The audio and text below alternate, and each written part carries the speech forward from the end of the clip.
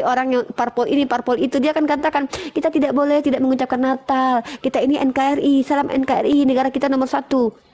Padahal mereka sudah melampaui akidah, bahkan mereka cenderung sinkretisme. Nah, jadi ini yang hal-hal seperti ini mahasiswa dan siswi itu dituntut untuk berpikir kritis, analisa ini secara sosiologi, analisa ini secara politik, dan kita akan bertemu ada apa? Ada apa sebenarnya dengan kenapa Konstantin kemudian yang menjadi pengakomodir terjadinya Konsili Nikea, kemudian pengakomodir terjadinya dijadikannya Kristen sebagai agama pada negara waktu itu. Itu kan agak sesuatu yang agak aneh gitu loh. Sementara siapa Konstantin? Siapa Konstantin? Kenapa bukan murid-murid Yesus, keturunan-keturunan keluarga-keluarga Yesus? Murid Yesus ada berapa sih? Apa cuma 12 orang muridnya? Kemana muridnya yang banyak itu? Kenapa tidak diprakasai oleh orang-orang yang betul-betul yang pernah terkait dengan Yesus? Apa kaitan Yesus dengan Konstantin?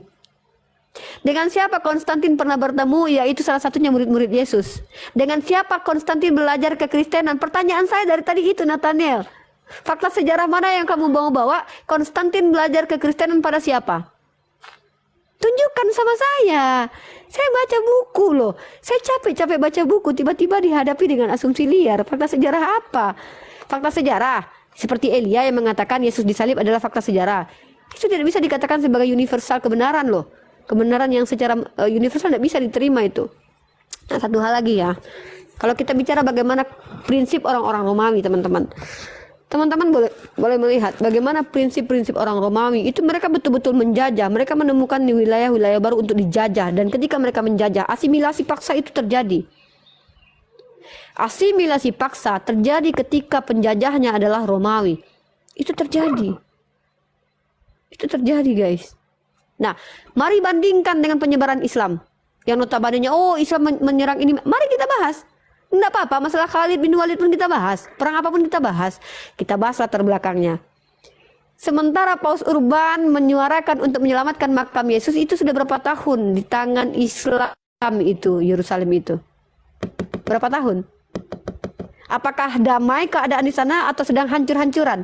Apa yang mau diselamatkan? Apa yang mau diselamatkan oleh tentara salib? Pertanyaan saya itu. Ya. Jadi ayolah kalian objektif membahas sejarah. Kalau kalian mau membahas sejarah, saya butuh data. Saya ini lagi butuh data, lagi nggak butuh asumsi kalian. Saya lagi gandrung-gandrungnya belajar banyak hal. Filsafat saya lagi belajar, sejarah pun saya lagi baca. Saya tidak percaya begitu saja. Walaupun ini buku yang saya pegang sekarang ini adalah buku yang ditulis bukan oleh orang Islam, maka saya tetap skeptis dengan buku ini. Pertanyaan kamu, apa hak Islam atas Yerusalem? Pertanyaan saya juga, apa hak Kristen terhadap Yerusalem? Hah? Hak Kristen terhadap Yerusalem apa? Kristen itu muncul di Antioquia. Hah? Pertanyaan saya itu. Tempat penyalipan. Terus apa hak kamu sebagai orang Kristen gitu? Jadi menurut kamu karena Yesus disalib di situ, maka Kristen berhak memiliki Yerusalem gitu. Logika macam apa mahasiswa? Ini mahasiswa fakultas mana ini? Terus kalau kita bahas fakta Yerusalem, bagaimana kamu ingin membantah fakta sejarah kami kalau Yerusalem ini adalah kiblat pertama kami sebelum Masjidil Haram? Sekian. Iya, jadi gini. Kalau pakai fakta, ini mahasiswa. Untung saya bukan dosen dia. Kalau saya dosen dia sudah saya cakap-cakap. Saya akan emosian kalau sama murid atau mahasiswa atau mahasiswi yang gabrul seperti ini. Nggak lulus ini. Ini nggak lulus ini kalau dalam ini nih. Enggak dia bertanya hak Islam atas Yerusalem apa? Hak Islam karena ini adalah kiblat pertamanya orang Islam sebelum Mekah. Kalau menggunakan doktrin teologi ya, tapi sayangnya kita tidak bisa begitu ya. Kita tidak boleh begitu. Kita menggunakan kebenaran universal saja gitu. Saya tidak suka. Ketika dia membawa penyaliban itu klaim teologi. Iya, klaim teologi itu. Ini mahasiswa mana ini? Mahasiswa mana ini yang membawa klaim teologi dalam ranah sejarah ini? Sejak kapan Kristen punya hak terhadap Yerusalem? Mentang-mentang, oh di situ Yesus disalibkan, maka kalian punya hak tentang. ini logika saya langsung hancur ini kayak gini. Mentang-mentang Tuhannya disalib di situ, maka Kristen punya hak gitu. Salah Tuhan kalian sendirilah. Kenapa ketika dia datang di Yerusalem dia tidak mengkristenkan orang Yerusalem semua gitu? Salah kalian sendiri juga. Kenapa di Vatikan pusat kalian gitu loh? Salah kalian lah. Jangan salahkan kami umat Islam gitu ya. Dalam umat Islam ini sejak kapan mentang-mentang Tuhan kalian disalib di situ lalu tanah itu menjadi milik kalian gitu. Aduh, sama juga kalian kayak orang-orang IL ya, Israel ya. Mentang-mentang di kitabnya tanah itu tanah perjanjian dari Tuhan, itu punya dia aja gitu. Ini mahasiswa macam apa ini? Oke, akun buru, silakan akun buru. Sebenarnya tema kita itu adalah ini. Jadi kalian banyak sekali yang melenceng ya. Kalau saya tetap menanggapi itu ya, karena saya suka menanggapi banyak hal. Pesta seks di surga. Kita bahas surganya Kristen dengan Islam. Itu yang kita bahas. Assalamualaikum Nggak gini, Uni. Oh, waalaikumsalam warahmatullahi wabarakatuh. Waalaikumsalam. Orang Kristen tuh kenapa nggak bingung ya? Karena kalau dia tuh kan dibagi 3 kan, Protestan, Katolik, bahkan Tuhan mereka pun beda-beda gitu.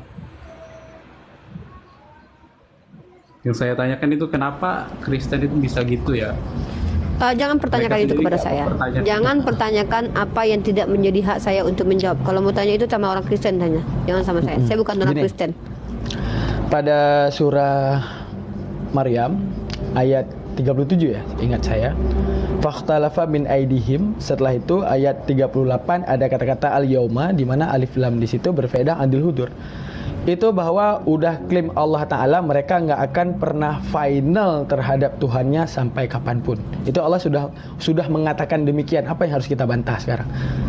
Dimana apa kata Allah di dalam surat tersebut? Ini ya untuk membuktikan mukjizat Al-Quran. Dimana setelah diteliti kata-kata alif lam dalam ilmu bahasa Arab itu berfaedah adil hudur. Arti adil hudur, kapanpun ayat itu dibacakan maka hukumnya berlaku. Seperti contoh, pada ayat tersebut membahas tentang fakhtalafa min aidihim. Arti fakhtalafa min aidihim, berselisih paham mereka itu ketika Nabi Isa diangkat ke langit. Di mana ada rumusan yang mengatakan Isa itu rasul, ada yang mengatakan Isa itu anak Allah, ada yang mengatakan itu pure Tuhan ataupun only Jesus ya. Ada yang mengatakan bahwa Theotokos itu tentang apa namanya itu? Tentang Maryam itu adalah juga Tuhan gitu. Sampai sekarang nih untuk membantah ayat Al-Quran itu cuma satu cara bantahnya. Mereka harus duduk, berumbuk dan memutuskan siapa Tuhan yang sebenarnya. Itu menunjukkan apa? Bahwa apa yang udah diklaim oleh Allah Ta'ala itu tidak akan pernah lari. Nah, Ya. Oke, Assalamualaikum Bunda Rozi. Oke, itu ya akun guru. Kita di sini diskusi dua arah. Saya menunggu teman-teman Kristen yang ingin membantah atau ingin menjelaskan surga mereka atau bertanya tentang surganya Islam. Bunda Rozi ada yang mau disampaikan, silakan. Nyimak aja Bunda dulu. Baru nyampe rumah. Oke, siap. Nyimak Bunda dulu, nyimak. Akun guru izin saya turunkan ya. atau Uni mau data tuh masalah perdebatan mereka itu di awal, masalah Nabi Isa itu nggak akan pernah kelar sampai kapanpun. Saya Bukan bisa tema bawakan kita, datanya. kita sesuai tema aja nanti kita. Ini Oke, masih oke, membahas. oke. Saya selalu begini ya, saya bikin tema itu tema saya nggak disentuh, tapi kadang-kadang orang kemana-mana gitu. Walaupun saya sudah katakan, saya bisa kok. Cuman saya tuh malasnya gini loh, diribetkan dengan cari data buka-buka lagi. Karena saya tidak semua data-data saya itu Benar, terdokumentasi Uni. dalam laptop gitu. Kadang saya harus buka-buka Benar. kitab lagi kan. Jadi kalau yang ini saya sudah siapkan data-datanya gitu loh tentang menjawab syubhat terkait tentang surga, daripada mereka selalu berkomentar liar tentang surga dalam istilah Islam. Maka saya mengajak mereka untuk berdiskusi tentang hal ini. Tapi kalau mau membahas tentang sejarah pun saya sedang senang-senangnya membaca sejarah saat sekarang ini gitu loh. Saya juga sedang senang-senangnya membaca sejarah baik perang Islam, perang kekristenan, perang dunia pertama, perang dunia kedua. Ya, jadi saya mau sesuai tema aja dulu dan tidak lari-lari kemana-mana gitu. Assalamualaikum warahmatullahi wabarakatuh. Selamat Waalaikumsalam. siang untuk semuanya, kita semua. Oke, Enggak, silakan. ada saya yang apa mau namanya? ditanya. Saya suka temanya, cuman ini belum ada yang naik. Cuman saya ingin menyapa semua saudara-saudara apologetika Muslim Indonesia. Tetap semangat untuk apa namanya, memberitakan berita kebenaran dan membentengi akidah saudara-saudari kita muslimin dan muslimah ya. Ini saya salam dari Ambon. Masih ada silsilah dengan Ustadz Kainama, jadi saya apresiasi sekali buat saudara dan saudariku semua di room TikTok. Sekian dan terima kasih. Kalau boleh saya turun, saya cuma sekedar nyimak aja deh supaya ada saudara dan saudari kita yang dari tetangga sebelah ini bisa naik. Ya, salam Oke. kenal juga Uni ya. Ya, Siap. siap. Oke. Assalamualaikum warahmatullahi wabarakatuh. Waalaikumsalam warahmatullahi wabarakatuh. Oke. Siap, Bang. Saya turunkan ya. Ricky, silakan Ricky. Daman ada yang mau disampaikan? Ya, itu masalah pesta seks di surga tuh bisa Daman bahas Silakan, dalam silakan. beberapa. Oke. Bismillahirrahmanirrahim. Rabbi shrah li sadri wa yassir li amri wahlul 'uqdatam min lisani yafqahu qawli. Jadi gini. Di dalam Al-Qur'an, dalam kitab Al-Itqan fil Ulumil Qur'an, di mana kita harus tahu dulu sistemasi Al-Qur'an. Di mana Al-Qur'an ini sistemasinya turun di Arab tanpa ada yang namanya menyalahi Nanti kita adat bahas jizyah ya, Dek. Kita Oh, bahas ya, siap, jizyah. Nanti kita kaitkan dengan upeti Raja Romawi yang diajarkan Yesus juga. Nanti kita kaitkan juga dengan pajak yang ada di Indonesia ya. Bagaimana jizyah nanti kita bahas. Mana yang lebih make sense, mana yang bahkan lebih besar atau lebih kecil ukurannya. Silakan. Oke, siap. Di dalam surga gitu, konsepsi surga ya. Jadi jangan dulu kita lari ke surga, kita lari dulu sistemasi Al-Quran. Kalau kita nggak tahu sistemasi Al-Quran, maka kita nggak akan tahu apa-apa yang dikatakan oleh Al-Quran. Oke, sistemasi Al-Quran dibahas dalam kitab Al-Itqan. Al-Quran ini turun dan tidak ada menyalahi pola adat istiadat. Contoh, pada kata-kata ya ukhta Harun. Nah, itu contoh pada kata ya ukhta Harun, karena sejatinya orang Arab dan Bani Israel itu sering memanggil seseorang itu dengan lafal kunyah. Arti kunyah itu pembangsaan namanya ya. Pembangsaan itu seperti ini. Misalnya Uni, nama ayah Uni misalnya orang yang saleh saat itu dikenal dengan Bang Abdullah misalnya. Saya bilang, wahai ibnatil Abdullah. Nah, itu adalah fakta adat istiadat orang Arab. Maka Al-Quran juga menyisipkan hal itu. Terus, kalau kita membahas tentang adat istiadat orang Arab ataupun adat istiadat Bani Israel yang diterangkan di dalam Al-Quran. Udah. Jadi sekarang di dalam konsepsi kan kita udah bilang Al-Quran ini tidak membantah adat istiadat dan tidak membantah psikologi. Nah, di sini terjawab dia. Saat kita mengkonsepsikan surga, di mana jangan salah ya, surga itu bukan tujuan utama, namun objeknya Allah Ta'ala. Surga itu bonus karena kita mencintai Tuhan dan Tuhan mencintai kita. Maka diberikan surga sebagai bonus. Oke? Jangan nanti kita akidah kita udah salah karena menargetkan surga sebagai objek dan Allah hanya sekedar ya pengetahuan saja gitu. Padahal yang sebenarnya adalah kalau ya kita ini harus merujuk ke konsep salvation dalam Islam. Konsep salvation dalam kekristenan, salvation mereka ada penebusan darah gitu ya. Konsep salvation di dalam Islam yaitu dengan adanya rasa cinta daripada hambanya di balik penyembahannya, maka memancing rasa cinta daripada Sang Khalik. Maka di balik terciptanya cinta daripada Sang Khalik terhadap kita, maka di situ diberikannya surga. Berarti surga itu bukan objek utama gitu kan. Nah, jadi jangan salah, salvation dalam Islam itu ataupun konsep keselamatan dalam Islam itu yaitu one by one antara kita dan Tuhan. Kita mencintai Tuhan, Tuhan mencintai kita, diberikan bonus yaitu surga. Bukan surga itu menjadi objek utama. Oke, kita bahas dulu tentang surga. Surga itu konsepnya mun'im. Pengibaratannya mun'im, arti mun'im itu sesuatu yang di dalamnya dijadikan nikmat. Nikmat itu terbagi dua. Ada ni'matul aini, ada satu ni'matul zati, ada satu lagi ni'matul apa namanya itu? Nikmatul khafi ya, nikmatul khafi. Seingat saya itu tiga itu ya. Nikmatul Assalamualaikum. Waalaikumsalam. Wah, Masya Allah tadi pagi kita Bang Al ya. Oke. Dalam konsep surga, mun'im, arti mun'im di saat Allah memberikan rasa bonus di balik apresiasi umat terhadap ajaran, yaitu dengan adanya rasa cinta kita terhadap Tuhan, Tuhan mencintai kita, di mana Tuhan yang kita objekkan, di mana surga menjadi bonus daripada kecintaan Tuhan terhadap kita, maka diberikannya mun'im, yaitu ranah sisi istirahat kita. Di mana bahkan di dalam surga sholat aja nggak ada, kan gitu. Karena apa? Kita tinjau daripada psikologi bagi orang yang jadi kita nggak bisa mengklaim bahwa sholat ini adalah nikmat semuanya, enggak. Karena menunjukkan bagi orang yang udah tahu arti sholat, maka bagi dia itu sebuah nikmat. Bagi orang yang nggak tahu, sholat itu menjadi beban. Alah, udah masuk zuhur, alah, udah masuk asar, alah, udah masuk maghrib. Padahal dia lagi push rank, main Mobile Legends, bagaimana? Kan menunjukkan apa? Kenapa sholat itu ditiadakan di dalam surga itu Jangan ditiadakan gitu, bukan. Bang Ben kena singgung tuh. Kenapa? Bang Ben itu lagi main Mobile Legends, jangan diganggu. Masya Allah, saya terkejut tadi. Saya kira penyampaian saya salah. Oke, itu dijawabkan dalam konsepsi logika Imam Sanusi. Gitu. Imam Sanusi yang kita tahu adalah imam mazhab tauhid kita, gitu.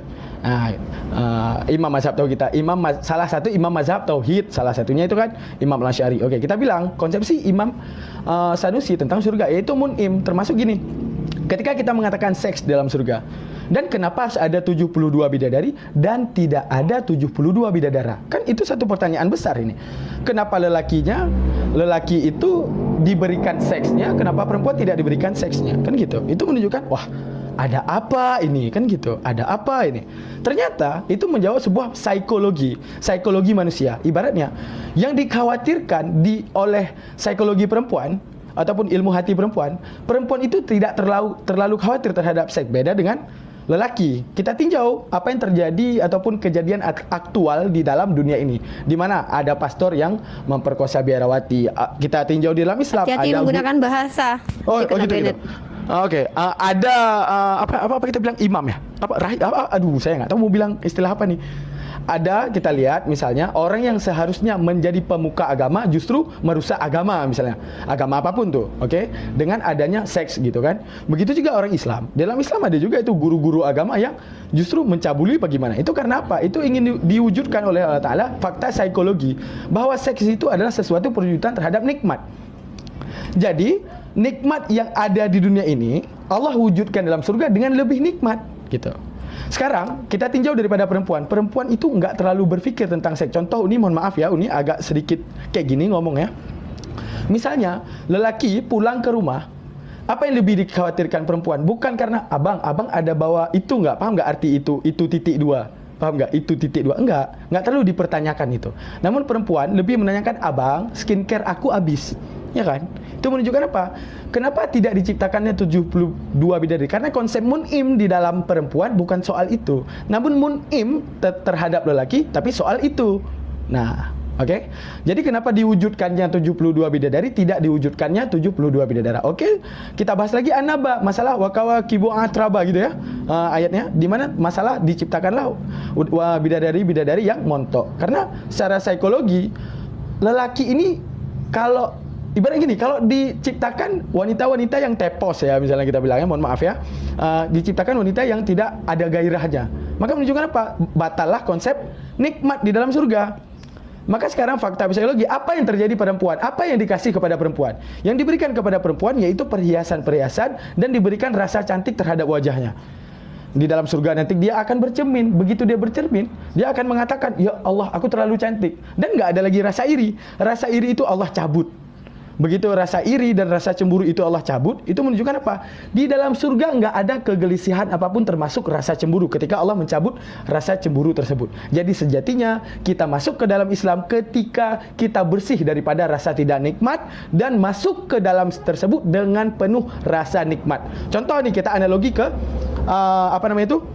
ketika orang kaum syubhat ya membahas, Ibu nggak khawatir ibu ketika suami ibu di dalam surga ibu lihat gitu kan, di dalam surga itu memecah perawan bidadari gitu, apakah ibu nggak cemburu? Sekarang kita tanya, ketika kamu mengklaim bahwa seluruh wanita itu akan cemburu melihat lelakinya dengan orang lain, bagaimana? Berarti Anda mengklaim bahwa wanita itu semua akan cemburu. Sekarang Allah wujudkan dalam fakta dunia. Apa yang Allah wujudkan dalam fakta dunia? Orang menikahi dengan istrinya 4, namun ada yang akur, ada juga yang tidak. Itu menunjukkan apa? Bahwa segala sesuatu yang ada di dalam hati, mudawadir qulub ataupun perpindahan rasa di dalam hati, emosional hati, itu urusan Allah. Kalau Allah ingin memberikan dia ridha, maka dia akan senang. Kalau Allah tidak memberikan dia ridha, maka tidak akan senang. Seperti contohnya saat kamu mengatakan, oh ibu nggak cemburu bu. Enggak, kenapa? Karena rasa cemburu itu sudah Allah ambil. Jadi bukan sejatinya seks itu adalah kalau kita analogikan gini, kalau kamu begitu jijik terhadap seks yang ada di surga, namun kenapa di dunia kamu justru mencari seks tersebut? Ibaratnya ada yang namanya perselingkuhan, ada yang namanya jajan ya, paham arti jajan di sini ya? Ada yang namanya kita butuh prostitusi gitu ya. Itu menunjukkan apa? bahwa kalau kamu jijik di dunia ini, wahai oten-oten sebelah, ketika kamu mengatakan jijik terhadap di surga itu diciptakan konsep mun'im, yaitu seks. Kenapa di dunia justru kamu menghambakan diri terhadap seks? Begitu ada perselingkuhan, ujung-ujungnya ngesek, ada yang namanya prostitusi ataupun PSK, seks juga. Kenapa justru di dunia dicari? Kenapa diciptakan di akhirat malah dibantah? Oke, lanjut. Ya, pendekatannya sudah berkali-kali Daman. Mudah-mudahan teman-teman paham di bawah. Oke, saya sedikit menekankan kembali nanti sebelum ke yang lain ya. Jadi teman-teman tuh begini ya. Pertama, tuduhan dari teman-teman kita Kristen ini adalah kata-kata yang diksi-diksinya tidak ada dalam Al-Quran dan hadis. Ya, tidak ada sama sekali dalam Al-Quran dan hadis terkait tentang berdada montok pun itu adalah tafsiran dari kata hurun ain atau tafsiran terhadap apa yang dijanjikan oleh Allah. Memang pada waktu itu di surah ini surah Makiyah ya, Al-Quran surah Makiyah membawa kata-kata hurun ain bukan azwaja atau pasangan ya, tapi setelah fase di Madinah maka ayat yang turun melambangkan pasangan di surga itu adalah pasangan. Oke, noise ya, sorry ya. Aduh, baterai saya lagi ngelow banget ini guys.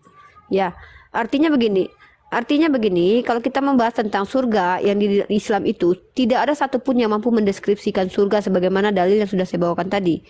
Tapi kalau kita bicara secara apa yang disampaikan Daman tadi, secara keilmuan, mari kita bahas dari ranah psikologi. Mari kita bahas. Kenikmatan itu adalah sesuatu yang terwujudkan dari adanya keinginan. Bagaimana mungkin ketika kalian ada makanan enak di hadapan kalian, tapi kalian tidak punya nafsu memakan itu? Apakah itu bisa dikatakan nikmat? Tidak. Bahkan saya makan dengan garam saja, dengan nasi, itu sudah menjadi nikmat luar biasa ketika saya butuh dan ingin. Ya, apa yang disebut dengan nikmat itu? Saya pergi ke tempat makan mewah, tapi saya sedang kenyang dan saya tidak ingin. Saya makan makanan itu tidak nikmat jadinya. Makanan yang saya toel itu, semewah apapun makanan itu, sebahal apapun makanan itu, ketika saya kenyang dan saya lagi tidak butuh, lagi saya tidak ingin, saya cicipi, saya tidak suka. Ya, ini cara berpikirnya umat Islam gitu loh. Jangan otak kalian yang penuh dengan lendir dan birahi saja, mentang-mentang di kitab kalian banyak sekali buah dada tertulis.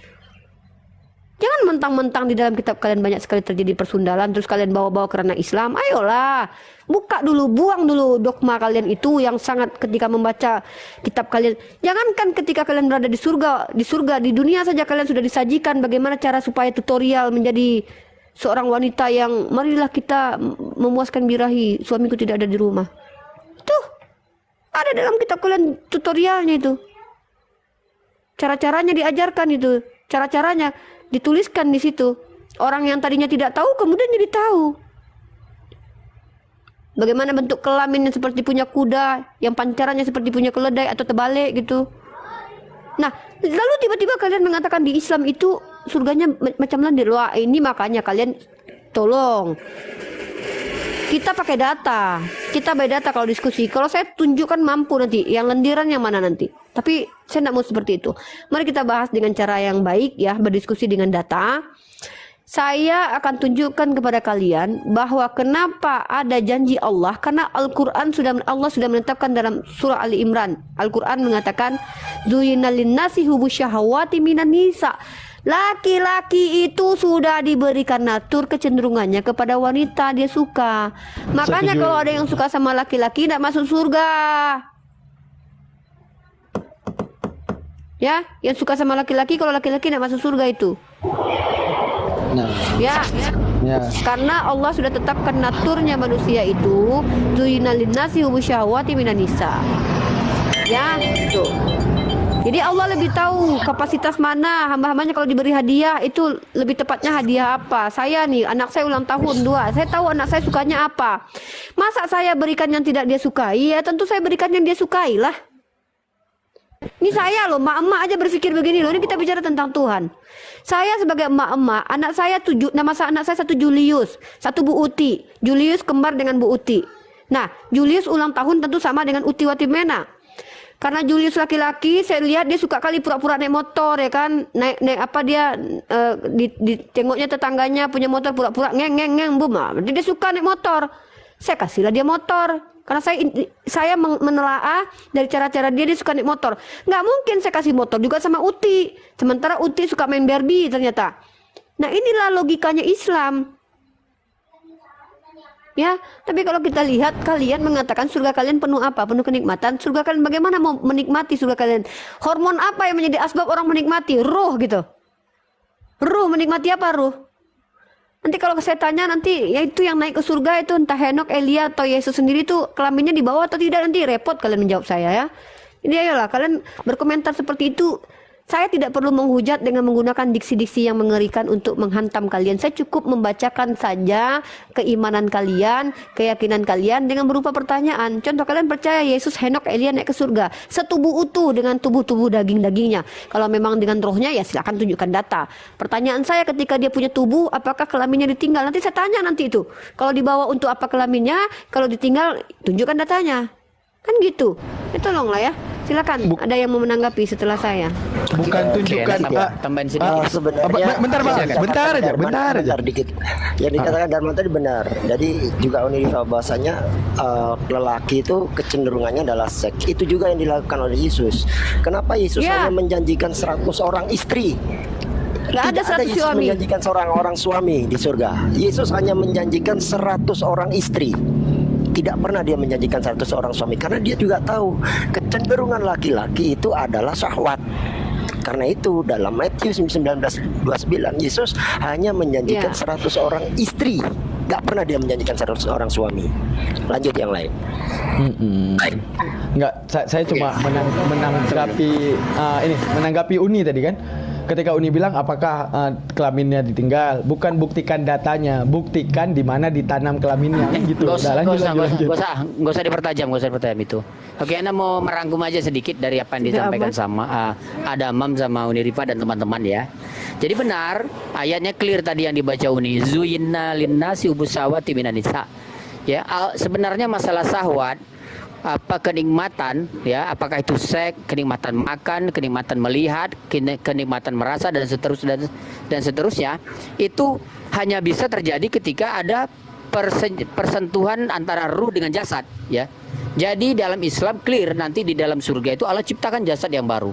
Apa itu? Jasad yang sempurna ya. Kalau laki-laki dia gagah, ganteng ya, seperti Nabi Yusuf. Kalau perempuan dia cantik seperti bidadari, digambarkan seperti itu. Nah, itu satu tentang kenikmatan. Kenapa? Agar manusia itu bisa sepenuhnya menikmati apa-apa yang Allah hadiahkan kepada mereka.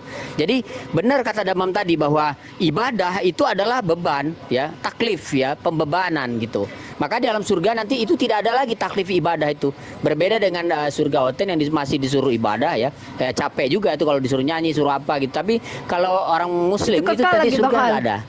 Bang dengar Bang ya. Begitu. Di surganya mereka beribadah terus menerus kekal.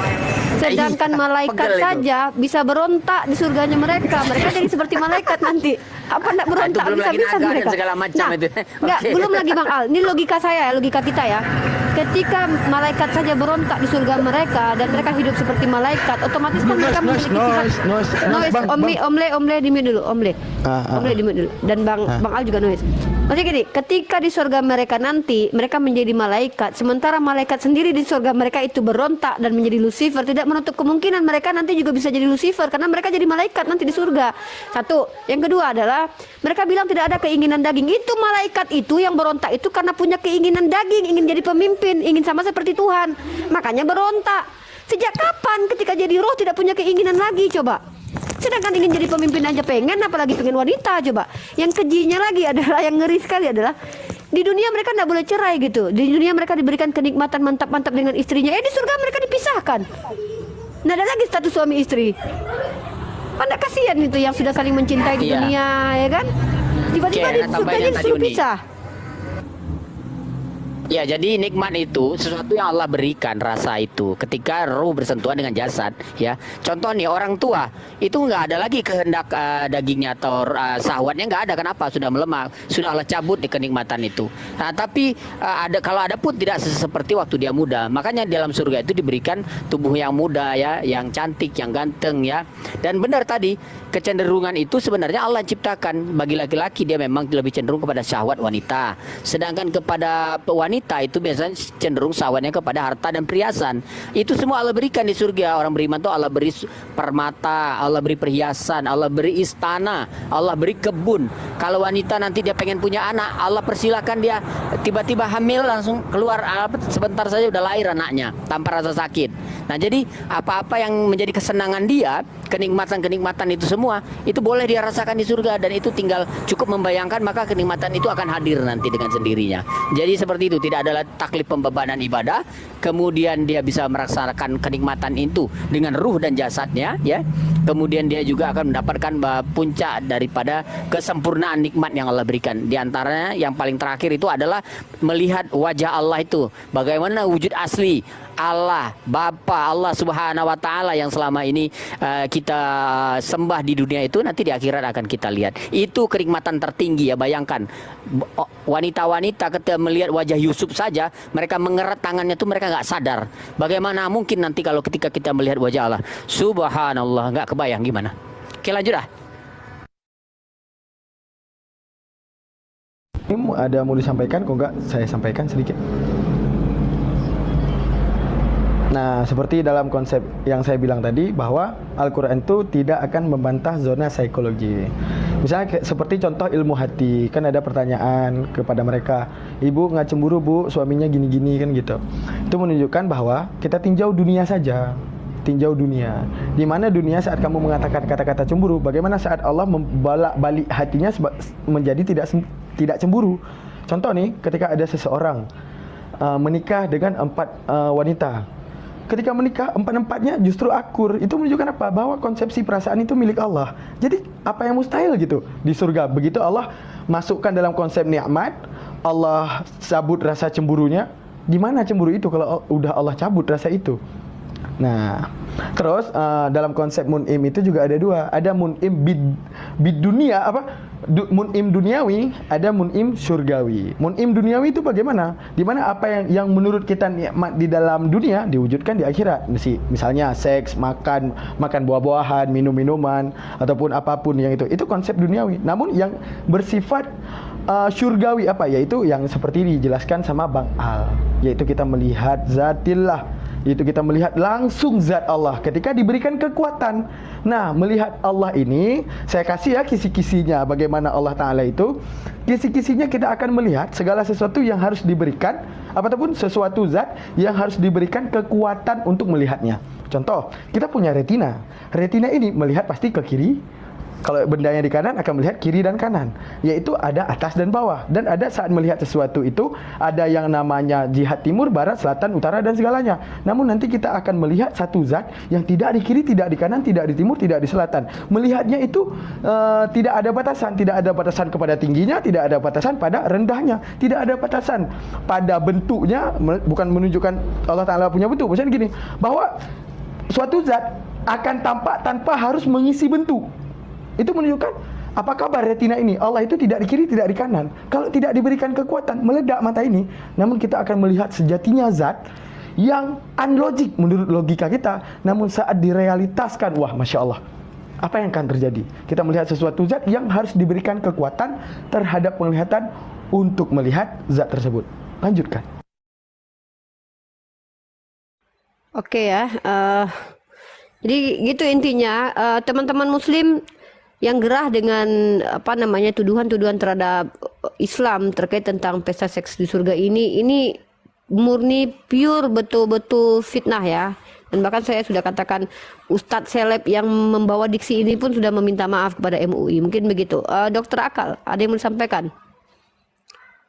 Sebentar lagi saya mau close dulu karena saya ada keperluan juga. Nanti saya buka lagi dengan tema yang baru. Tema yang mau saya bawa nanti, saya lebih ingin ke perjanjian Tuhan, tanah perjanjian. Saya mau bahas tentang tanah perjanjian nanti ya. Mantap tuh nih, mantap. Ya, saya bawa tentang tanah perjanjian. Saya kumpulkan beberapa data yang sudah saya analisa juga dari Bible, dan juga saya akan tunjukkan nanti dari Al-Quran juga bagaimana perspektif Islam nanti memandang tentang tanah perjanjian ini. Dan Nanti tolong kata-kata kuncinya IL, Sri Will kita ganti dengan istilah-istilah yang tidak ada kaitannya dengan seperti ada kata BOM, itu tidak kita perlu sebutkan ya, biar kita tidak terjadi nanti membanet akun nanti. Dan pun nanti yang saya naikkan, ya, saya rasa yang punya data tentang ini. Jam berapa nanti? Insya Allah nanti sekitar jam. Saya kuruni nanti saya nih. Saya ada data. Jam-jam ya after maghrib atau after isya atau bisa selesai sholat lah nanti yang penting ya. Karena saya juga harus mengerjakan pekerjaan-pekerjaan saya banyak sekali. Saya tinggal kemarin ke Jakarta tuh saya belum selesai juga tugas-tugas saya. Oke, mungkin itu saja dulu. Oh ya, satu hal. Ini salah satu apa namanya? Salah satu penonton kita Bang Surti ya, akun dengan Surti Tejo ini membawa sebuah ide. Saya akan memberikan kuis ya. Saya tanya dulu ke beliau dan beliau akan memberikan hadiah kaos untuk pemenang kuisnya ya. Ntar ya, Bang Surti monitor. Wah keren nih. Ya. Door prize berhadiah ya. Ya, jadi oke, teman-teman yang mampu menjawab pertanyaan saya, tolong nanti ready ya. Jadi yang dapat pertanyaannya yang mampu menjawab nanti secara cepat akan dapat kaos free dari Bang Surti. Kaosnya berkualitas guys ya, nggak kaleng-kaleng ya. Nanti tolong di DM Bang Surtinya ya. Oke, pertanyaan saya adalah di manakah kulub Yesus sekarang? Tolong dijawab. Typing di bawah yang mampu menjawab saya kasih langsung. Pagar Ada yang mampu? Oh, enggak ada yang mampu. Oke. Baiklah, pertanyaannya begini. Oke, pertanyaannya adalah ini serius ya. Oke, saya kasih Dokter Akal. Dokter Akal kasih pertanyaan yang insya Allah mampu dijawab oleh umat Islam, tapi tidak semua mampu menjawab. Coba, Dokter Akal, kita kasih kuis. Kalau nggak Berana. Oke, Bang Al, silakan Bang Al kasih pertanyaan kepada siapapun yang menjawab di bawah. Oke. Maka akan mendapatkan kaos dari Surti nanti. Silakan. Oke, pertanyaan saya, ketika Yesus disiksa, bahkan ditusuk, dia kesakitan ya, gemetar, kesakitan, berdarah, ya dingin dan seterusnya. Dia merasa sakit gitu. Pertanyaan saya, apakah Bapa atau Allah itu juga merasa sakit gitu? Kalau katakan iya, mana dalilnya gitu? Kalau enggak juga orang apa Islam nggak dalilnya? bisa jawab Silakan. itu. Orang Islam nggak bisa jawab itu kan. Enggak, ini buat oten. Ya enggak, kita kasih buat Pertanyaan Islam umum, aja ini. pertanyaan umum gitu ya antara Coba semua tanya agama Bang gitu Surti ya. dulu. Bang Surti ini. Oke, lanjut. Ya, ini kuisnya untuk umat Islam atau orang Kristen atau seluruhnya Bang Surti? Boleh, Nih, Bunda. Kristen Islam boleh. Aku ikut Uni aja, ikut Uni dan Atau, teman-teman di atas. Bang Surti, tadi pertanyaan Bang Al itu diloloskan atau gimana? Bebas, ikut Uni aja. Yang penting nanti namanya Saya ada pertanyaan paling indah nih. Boleh. Oke, udah. Bagaimana kita menemukan Tuhan di balik segala polemik ketuhanan? Kita jelaskan dulu maksud saya bagaimana. Kan Itu pertanyaan filsafat, enggak semua orang Filsafat bisa berat itu. mengerti Yang tadi aja. jawabannya nanti. Filsafat.